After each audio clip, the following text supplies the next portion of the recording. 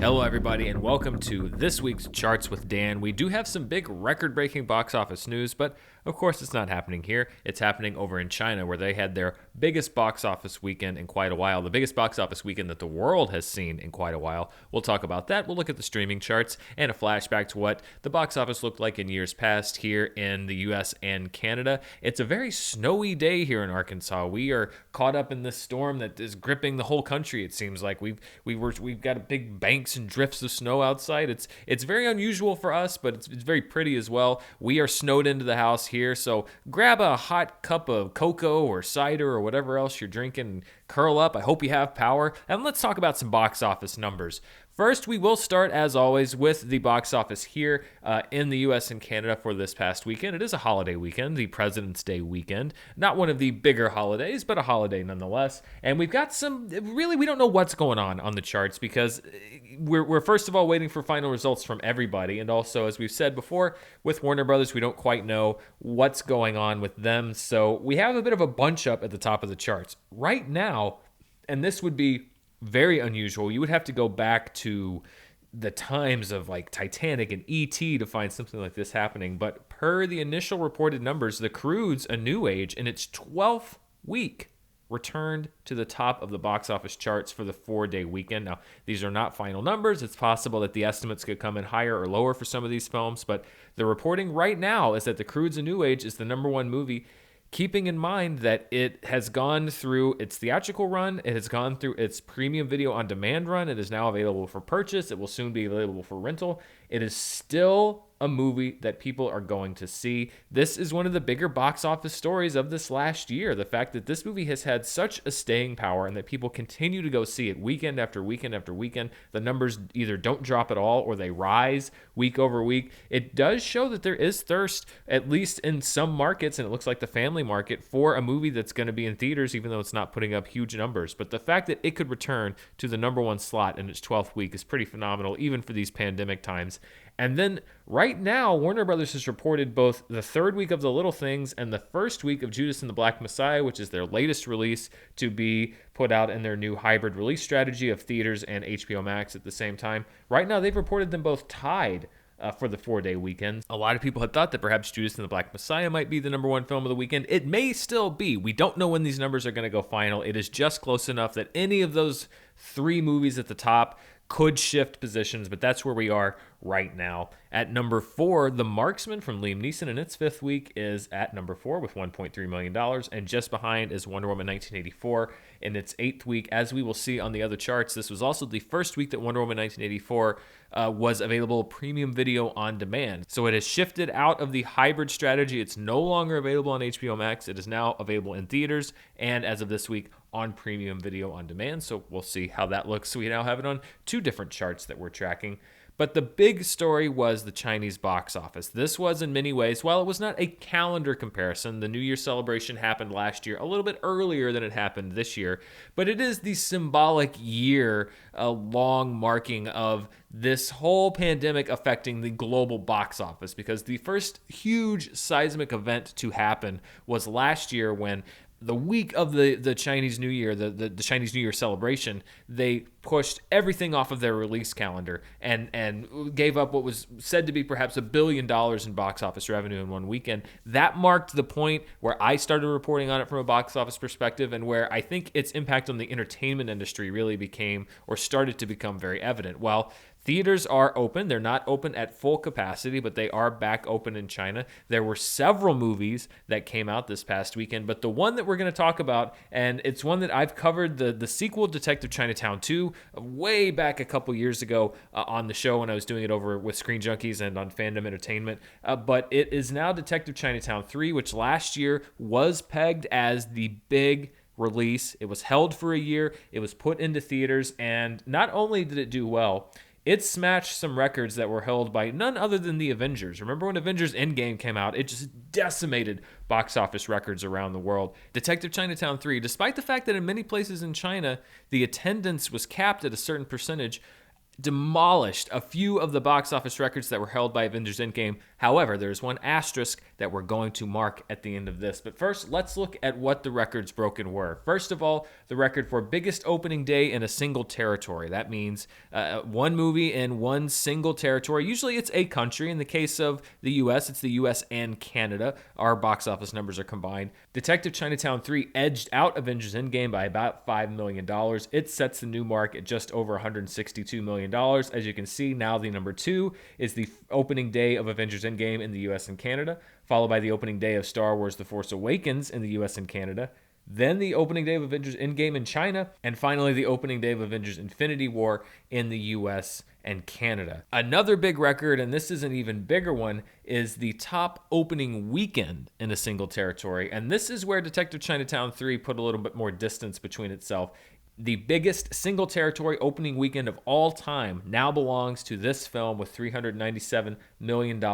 Avengers Endgame, its opening weekend in U.S. and Canada. Keep in mind, look at the rest of these opening weekends were all U.S. and Canada. Avengers Endgame, Avengers Infinity War, Star Wars The Force Awakens, and Star Wars The Last Jedi. So this is the first time we've seen a film from China even get close to breaking this record. And it didn't just break it, it broke it by quite a large margin. Now, I mentioned that there was an asterisk to be put on this, and that asterisk is that ticket prices in China are not necessarily the same as ticket prices in a lot of other markets. They fluctuate, and it was remarked by many that the ticket prices in China were actually very high this past weekend, perhaps to compensate for the lower attendance records. So there's no way of breaking down exactly how this affects the record other than to remark that the ticket prices were at near record or record highs all over the country. So you probably did see some inflation on this number. Again, probably because they were not able to get as many people into the theaters. They wanted to generate this revenue. And let's be honest, given the way that China wants itself to be perceived in the world, the way that it controls the messaging that gets out of the country, it's probably a good thing for them, at least in their eyes, to be seen as a country that is on the rise, to be breaking these box office records at this time, to be showing a sign of strength and a sign of success. And it does highlight even more the disparity between the box office power right now in China and the box office power here. When you look at the overall numbers for this last weekend in China, box office revenue generated almost $700 million just this last weekend when you combine all of the different films at the Chinese box office. By comparison, the United States and Canada's box office was just over $11 million this past weekend. Ticket inflation and ticket prices have changed all the time. That's why I like to look at inflation numbers on this show. So this record should have an asterisk, just as the other record should have an asterisk, although I think you do see, as I mentioned, the fact that it is not necessarily ticket prices inflating over time. It's the fact that ticket prices were inflating, it seemed, for this time, perhaps more than before. But the numbers are the numbers. It goes down in the record books, and we saw some records definitely broken this past weekend. Yeah, I mean, it does kind of suck to think about the fact that the people are rushing to theaters, are able to go to the movies in China and see these films. Here in the United States and Canada and in most other places of the world, that is not a reality. I hope that we're back into a place by this summer, maybe, where we feel comfortable going back to theaters. But this is the part that stings when there are other countries that are having recoveries. For me, particularly as a movie fan, when there are other countries that have recoveries that are going quicker, it seems like, and better than ours, because they're getting back to life as usual. And listen, I miss movie theaters so much. It has been a staple of my life for my entire life, and we're now going on close to a year apart from Tenet and the New Mutants, which I sat watching an N95 mask, wearing one with gloves on. It's not quite the optimal movie-going experience in my mind.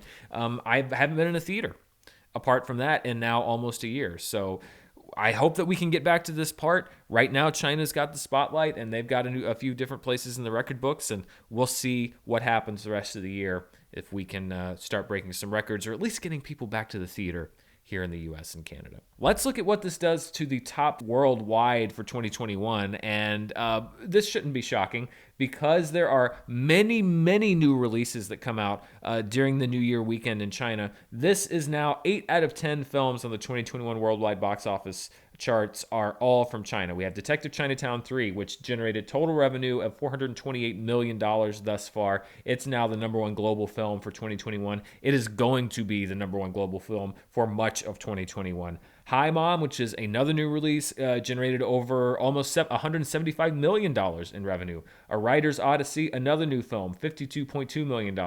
Boonie Bear, The Wildlife, another new film, $41.6 million. Then we have Big Red Envelope, which was a Chinese film that was already doing well. That's at $36.1 million. The Master from India is just behind it at $35.8, and The Last Warrior, Root of Evil from Russia at $27.7 million. Those are the only two non-Chinese films that are on the chart right now. Then we have two more new releases from the Chinese New Year weekend. The Yin Yang Master with $27 million. New Gods, Neja Reborn at $22.9 million. And then Wish Dragon, which again was another film from China that was already on the charts at $21.1 million. That means we drop out The Soul, which is a Chinese film, The Drive from Australia, The Little Things, and The Marksman, both films from the U.S., Gintama The Final from Japan, and Crack from India. And this is now a 2021 chart that is utterly dominated by Chinese films and will be for quite some time. Honestly, I don't project a non-Chinese film entering that chart. Perhaps Godzilla vs. Kong, depending on how it does here in the US and Canada and also worldwide. I think that's the next best shot we have, at least at a movie from the US and Canada entering that chart. And then we have to look into the summer. And there's already reports, and strike up the band, we're playing the same tune again. There are already reports that both the ninth Fast and Furious movie and Black Widow are sort of eyeing each other up to see who will be the first one to move. It's looking now more and more likely that we may see delays on those films, and then that's the beginning of May, and as we get into that, here we go again with the summer movie season. It's exactly how it started last year. One movie moves, then another big one moves, then others move in its wake. Hopefully we will continue to make more traction with the vaccination process. There have already been some starts and stumbles, but it seems to be at least on a promising trajectory. We'll see how it continues, but we are having a little bit of deja vu here. At least as far as I'm concerned, of looking and seeing films down the road just get pushed further and further again. It's incredibly frustrating for me and for many other people, but the best thing you can do is just keep going forward. Let's see what the 2021 domestic box office looks like. The Marksman is still number one. The Little Things is still creeping up behind it. Then we have Judas and the Black Messiah, which enters the chart at number 3. Land from Robin Wright comes in with just over $1 million at number 4. Then we have Our Friend dropping down 2 spots. The Emperor's New Groove, the re-release, dropping down 2 spots. Supernova also dropping down 2 spots. The Mauritanian, which is an awards hopeful, co-starring amongst others Jodie Foster, is there at number 8, $170,000. Then the re-releases of Groundhog Day and Lord of the Rings, The Fellowship of the Ring, both at number 9 and 10, still on the chart. We do lose because we got some new films. The re-release of Alien, the Studio Ghibli Earwig and the Witch, and No Man's Land all drop off the 2021 domestic chart. Let's go back to a time when people were going to the movies, and we're going to go back 5 years ago to a very surprising debut. Hard to believe it, but 5 years ago, we all met the Merc with the Mouth, or at least the good version of the Merc with the Mouth, Deadpool, which was considered to be a risky R-rated comic book film release. Ended up generating revenues of $132 million, a real game changer for that genre. We are still seeing the ramifications of that today. I think a little bit of Deadpool's success perhaps led to the changes that we're seeing for the Snyder Cut, which is going to be R-rated. Obviously, a lot more going into that, and people are very excited by that. We officially live in a society, according to the Joker in that film, but Deadpool is number 1 from 5 years ago at $132 million, followed by the third week of Kung Fu Panda 3, How to Be Single, which I hadn't really thought anything about in 5 years since it came out, at $17.8 million. Zoolander 2. Ooh, I did not like that movie very much. I think I came out very lukewarm, and it just got worse after that. $13.8 million, a disappointing debut there. And in its 8th week, leading into the awards season, The Revenant at $6.5 million. Let's look at some notable moments from this week in box office history, and there were actually several. I could have done a whole other 4 with additional really interesting films that have come out this weekend. I guess this is when a lot of studios just decide they're going to put out some of their what would go on to be very classic films. 90 years ago, Dracula premiered from Universal. It was a slow rollout as movies were done back then, but in 10 years, we will be celebrating the 100th anniversary of Dracula, one of the most iconic horror films of all time. Of course, Dracula, along with Frankenstein and so many of the other films, would continue to inspire the Universal monsters, one of the first shared universes in film. 90 years ago, Dracula premiered. In 1976, Taxi Driver, which Martin Scorsese and Robert De Niro, of course, had some success. De Niro was an Oscar winner already for Best Supporting Actor for Godfather Part 2. Scorsese had made several well-regarded films, including Mean Streets. But I really think that Taxi Driver was the movie that launched them into iconography. I mean, certainly You Talking to Me, and then Scorsese would go on to much acclaim even further down his career. That film made its debut back in 1976. In 1985, The Breakfast Club, which defined the teenage experience for an entire generation, a little bit before my time, but certainly a movie that was very popular and remains popular amongst a lot of kids in high school. That was back in 1985. And then 3 years ago, in 2018, Black Panther broke new superhero ground, setting a lot of box office marks, particularly for the film in February. 3 years ago for Black Panther, 5 years ago for Deadpool. Time flies when you're having fun or when you're snowed in during a pandemic. And finally, let's look at what people are watching at home. And as always, we're going to start with Amazon. As I mentioned, Wonder Woman 1984 begins its premium video on demand run, and it is at number 1 on the Amazon charts, followed by Barb and Star Go to Vista Del Mar, which is a reunion of Annie Mumolo and Kristen Wiig, who were writing partners on Bridesmaids. That was an Oscar-nominated screenplay. This was a reunion for them. They star in the film together. It was supposed to be released last summer. It was then pushed to this summer, 2021. But as movies started piling up in 2021, Lionsgate announced that it was moving to premium video on demand. It debuts at number 2. Greenland, the rental window opening, that's why it's there back at number 3. The Croods: A New Age moves from premium video on demand into the purchase window. It's there at number 4. At number 5, News of the World, which is still going premium video on demand. Let Him Go is at number 6. Freaky, which has entered its rental window, is at number 7. Songbird at 8. The Silence of the Lambs, perhaps inspired by the new Clarice Starling television show that was pushed heavily during the Super Bowl and many other places, is there at number 9. And Interstellar stays on the chart from Christopher Nolan at number 10.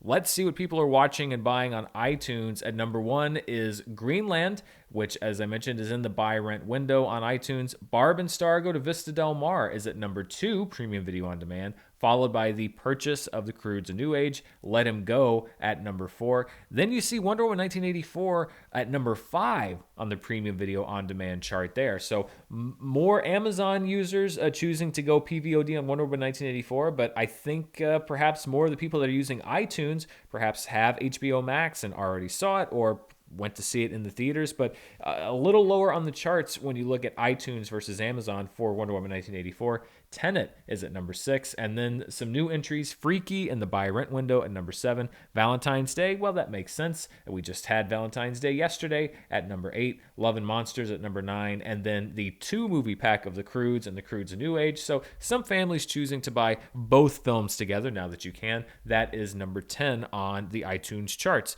The Croods: A New Age is doing well no matter where you look on all these different charts. I think if they do choose to expose what the numbers for this film are, you could see that this is a very successful film because it's obviously had sustained box office success. It's been on the PVOD charts for its entire run. It's now on the purchase charts. The rental chart is going to open soon. I am very curious to look at the bottom line for this movie because I think that we may see that it actually did quite well during this pandemic. Finally, let's look at what people are watching over on Netflix. At number 1 is a new a series of crime scene, and it's about the vanishing at the Cecil Hotel. Now, this was a really creepy case back in 2013. I was living in Los Angeles at the time. There was a woman who was found in the water tank on the roof of this kind of infamous hotel in Los Angeles, and then surveillance footage came out that showed her in an elevator, and it looked like she was looking at somebody and pushing buttons. Super creepy. I actually want to catch up on this series. It's only a few episodes, but I kind of lost track about what was happening with that case. Super creepy, though. If you don't want to get creeped out, don't watch that. Then the third film in the To All the Boys series, To All the Boys, Always and Forever, which is acting supposedly as a finale, at least to this story, debuts at number 2. Firefly Lane, the Netflix series, is at number 3. iCarly, the beloved Nickelodeon series, a couple of seasons debuted on Netflix, so it's there at number 4. War Dogs from Todd Phillips is there at 5, followed by The Sinner, which is a series but not a Netflix original series. Then Red Dot, a Netflix original film, followed by the Netflix series Bridgerton, the Netflix film Squared Love, and Coco Melon, which stays in the top 10. Kids love that Coco Melon, is there at number 10. And that wraps up our charts for today. It's kind of a meat and potatoes episode, even though we did have some box office history, unfortunately not made here, but perhaps we will get back to those days soon. As I mentioned, a lot of winter weather happening around the United States here, so if you are one of my U.S. viewers, I hope that you are safe and warm and continue to stay safe and warm, not only from the cold weather, the cold temperatures, but also from everything else that's going on and has been going on. Thank you so much for watching. If you want to see even more of what I'm up to, you can check me out on Patreon at patreon.com/Dan Murrell. We have our movie club coming up. We just had a watch along for The Princess Bride, which you could go back and you couldn't necessarily watch along live with us, but you can relive the experience. We keep an archive of everything.